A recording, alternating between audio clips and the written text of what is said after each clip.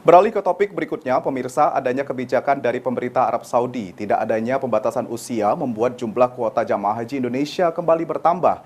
Khusus kota Parabumi sendiri, sebanyak 245 calon jamaah haji akan berangkat pada tahun 2023, di mana 121 diantaranya merupakan calon jamaah haji yang tertunda keberangkatannya pada tahun lalu.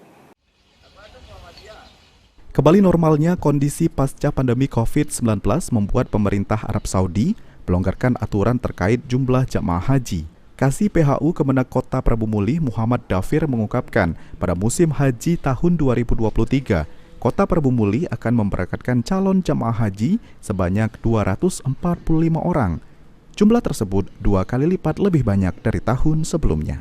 Berdasarkan data dari Pusat Layanan Haji dan Umrah Terpadu Kemenak Kota Parabumi, ada 121 calon jamaah haji yang sempat tertunda dan sudah lunas, kini dipastikan akan berangkat pada tahun 2023. Untuk jumlah pembatalan ada 53 orang, pelimpahan 20 orang, dan untuk daftar tunggu mencapai 4.126 orang.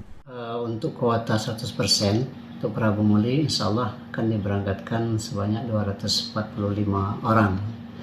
Untuk sementara yang sudah lunas, yang belum berangkat tahun 2022, itu ada 121 orang untuk diverifikasi data-data yang sudah masuk untuk pemberangkatan tahun 2023. Jelang keberangkatan haji pada bulan Juni ini, Kemenak Kota Parabumi menghimbau kepada nama-nama calon jamaah untuk menjaga kesehatan, mempersiapkan berkas-berkas yang diperlukan untuk pelunasan pelaksanaan jamaah haji.